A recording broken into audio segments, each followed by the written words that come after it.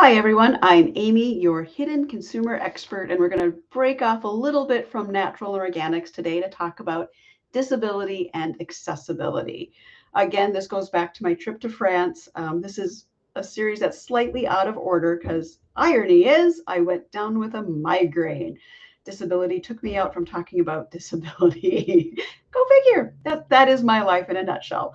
So let's talk about some of the things I experienced and why this is still a very passionate topic for me. Beyond just being disabled myself, there are multiple forms of disability.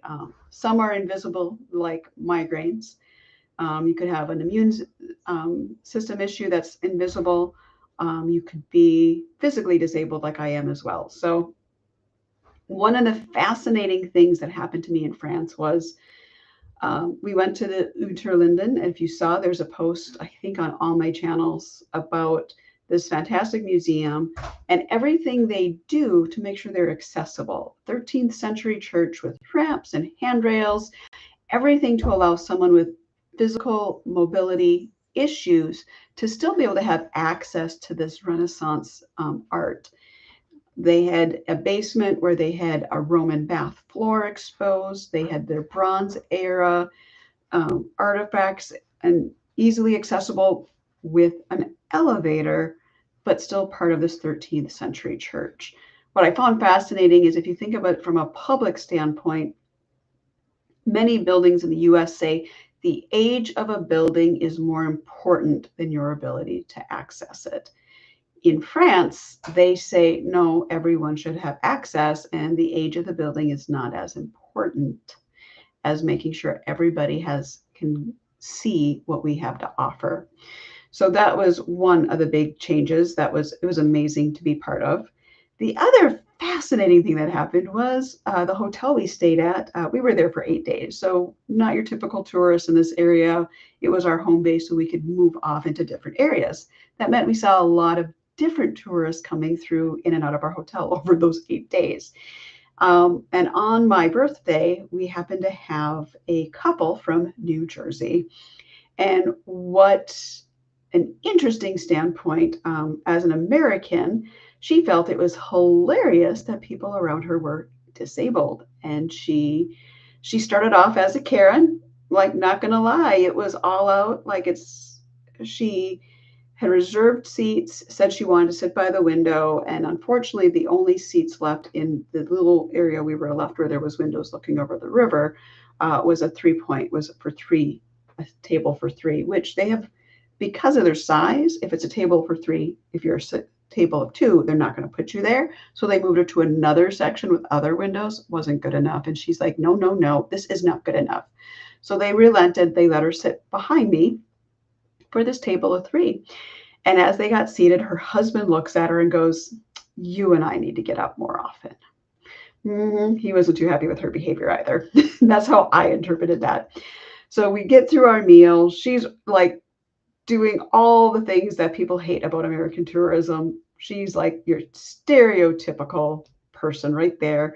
We're enjoying our French meal. We're ordering off the way they eat meals. We're trying to, experience everything for their culture. So it was amazing. Our meal was great. I stand up and she bursts out laughing and she goes, oh my God, that woman's disabled. I ignored her because I'm used to it. It's better than the death threats I get in Temecula. So yay, someone just laughed at me. Great. Moving on. But I went outside and we went to talk to our bartender because they had amazing cognac. And I'm like, gonna get another cognac. It's my birthday, and have a nice end of night, have that nice end cap, right? And we're talking, and I'm like telling him about this experience. And it turns out he knew the couple because they were just in there for their aperitif. And not that she knew what that was. He's like, you're just living your life. Why does it matter that you're disabled? And mind blown. That mindset, you're just living your life. You don't get that anywhere else. Not that I've experienced. You definitely don't get it in the United States. In the United States, is you're disabled, get out of my sight. You should be home. There's no reason for you to be in public. You don't deserve to live, blah, blah, blah. It goes on and on.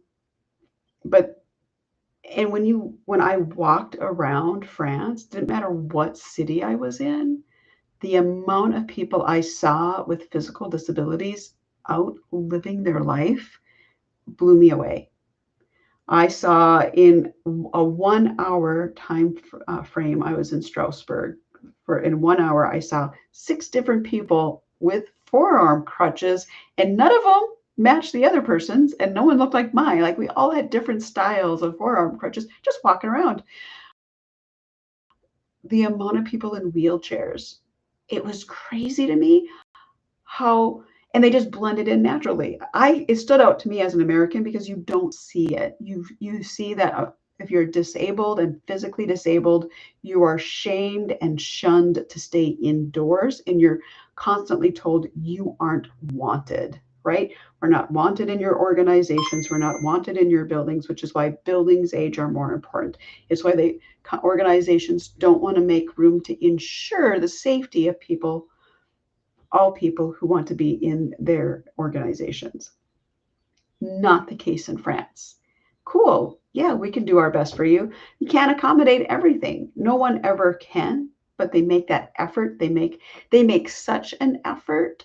People with disabilities feel free to be outside, in public, on public spaces. And that to me speaks volumes. They're not giving out the, yes, this is the rhetoric, we're accommodating, blah, blah, blah, but you don't see anybody. It's not that we don't exist. It's not that we don't want to be there. It's not that we're not qualified to be there. You have literally set up your accommodations to fire us if we ask for them. That's why you don't see as many disabled people in public. So my takeaway is the food isn't the only reason why I want to leave this country. That mindset of how you treat people who are disabled and wanting to be a part of society, be a functioning part of society, is a huge factor as well. So with that, let's keep the chat going. You might not realize it, but people with disabilities are hidden consumers. And I do write about disability in my book as to what that means, what that looks like, and what that means for you as a business owner trying to bring in more hidden consumers. If you are blocking at any level from your website to your street entrance, the ability of disabled people to not come to you, you are blocking a minimum of 50% of potential business. 50%. Quite frankly, it's probably closer to 60% because of the amount of people with invisible disabilities that don't talk about it because they don't want that stigma. So if you're happy and your business is running fine on only 40%, cool, you don't need me. But I can guarantee majority of businesses are struggling. And part of your struggle is you are not open to business to all your ideal clients. You are picking and choosing your ideal client based on their lack of disability. And we are the norm, so it's up to you if you want our dollars or not. So with that, have a great day. Let me know if you have questions. Go ahead, put them in the chat, and I will get back to you and respond. With that, have a great rest of your day, and we'll